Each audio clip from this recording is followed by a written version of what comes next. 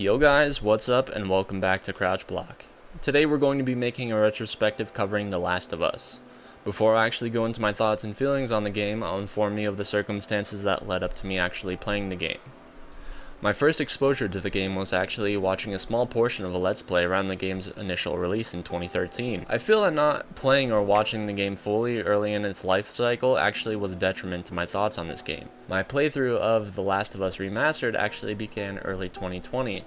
Between the game's initial release and my first playthrough, I did my very best to avoid spoilers of the actual contents of this game, so I was more or less going in blind on hard difficulty.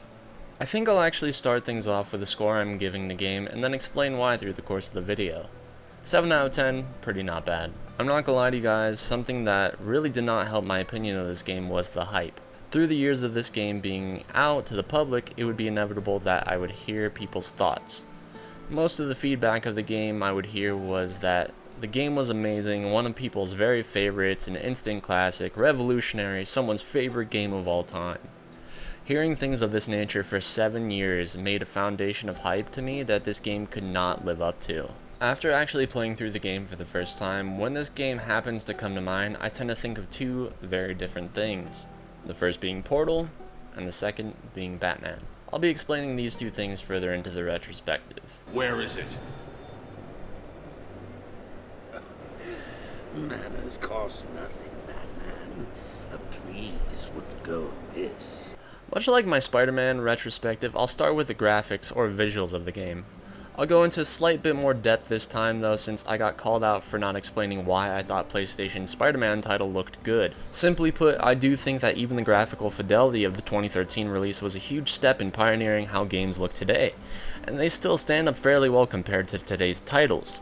All the remaster does is build upon its already strong foundation. It's very hard to convey why something looks good, so I'll talk about what The Last of Us does the best. I would say the game does a fantastic job with its world design. Making the areas we go through in the game feel grounded in reality makes the idea of what happened to them more horrifying, and makes the infected outbreak feel like it really happened within the confines of this reality.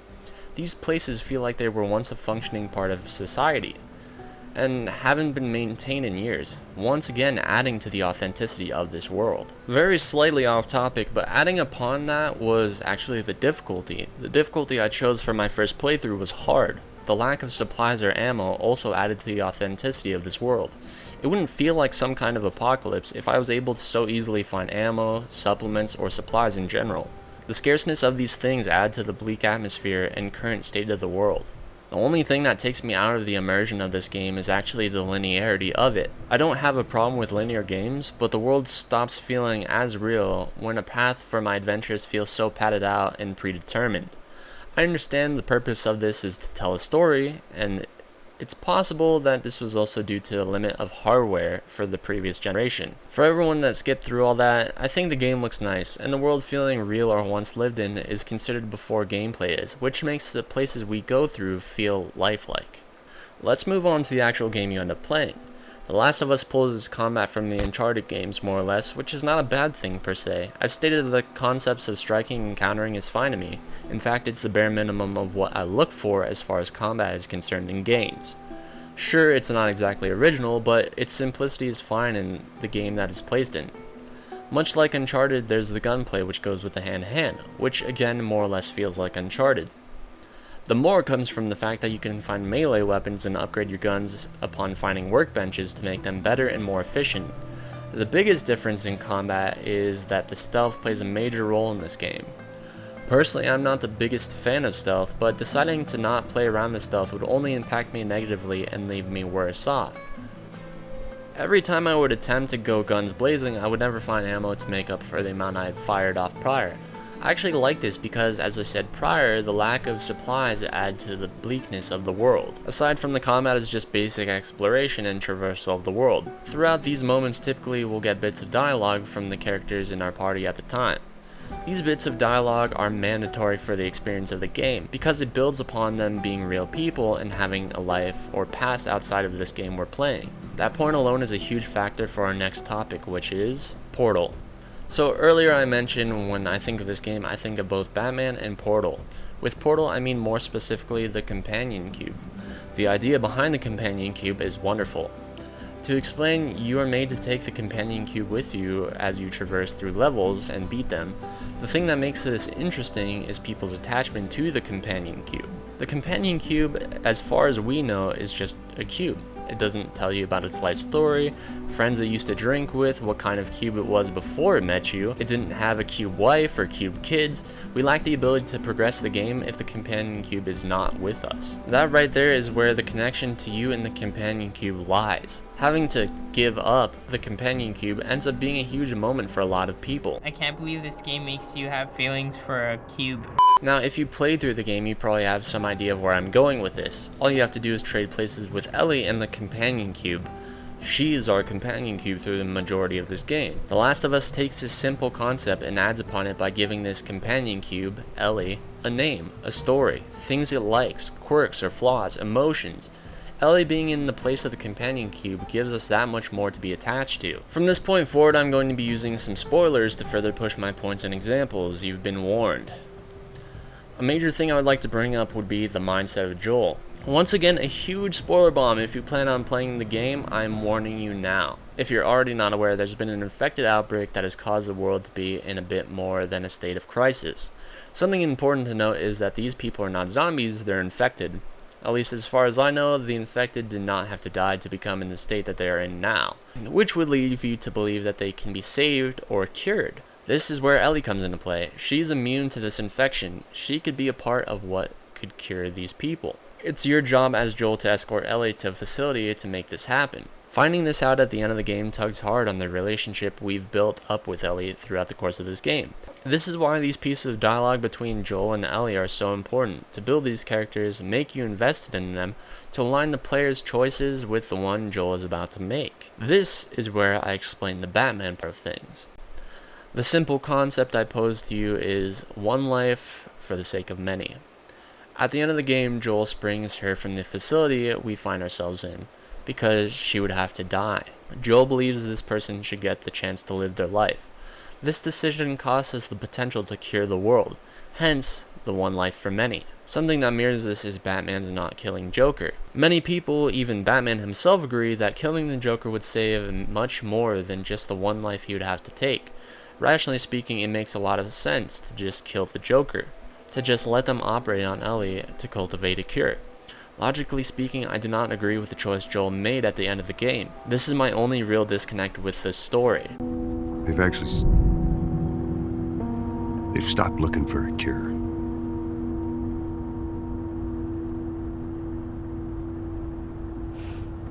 I'm taking this home. Let's talk about the man who made the choice. For this portion of the video, I'll be briefly talking about the mindset of Joel. In The Last of Us, you spend a large portion of the game playing as Joel. When I think of Joel, I think of one thing: loss. Joel's story is one of non-stop loss in my eyes.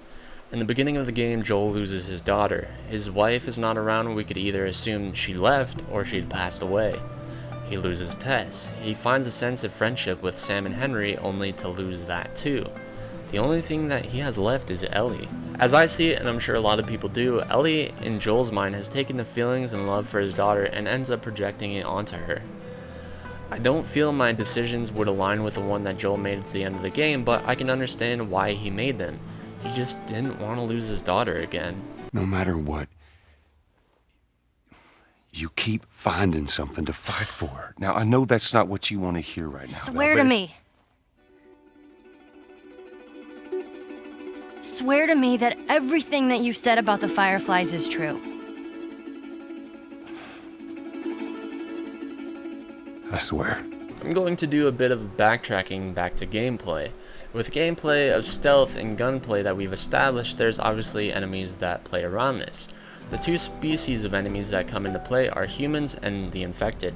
They're a subclass of the infected, sure, but I don't really feel the need to explain the differences between each stage of infected. The only reason why I'm not is because I didn't feel myself truly playing all that differently between the different stages. My first thoughts of the combat upon actually being part of it were not bad. Where this game struggles is remixing this gameplay to keep things fresh and engaging. The only way things stay fresh are the areas you're actually fighting in. Once you've fought one group of enemies, you've more or less fought them all. The only reason I found myself coming back to the game to further my progress was the writing of the story and the characters within it, to see how they develop and ultimately find what you're left with by the end. I love seeing Joel's walls towards Ellie break down and seeing them get closer, and seeing Ellie develop and become more capable. The story is the only reason I would ever come back to this game. I feel as if this game would be far better suited to a TV series or book because I don't feel the gameplay is what holds up the experience.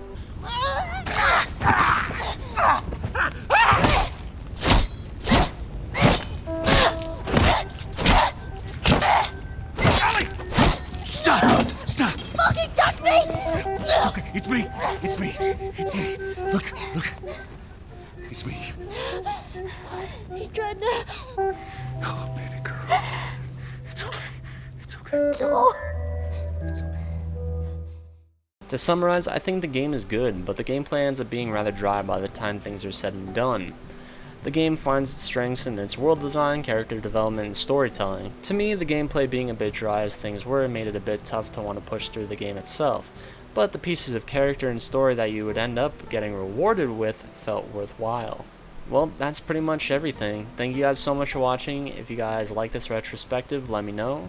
And remember to check out the rest of the channel. In the description, there's links to not just my channel, but my friends' channels as well. Anyways, I'll see you guys later. Peace.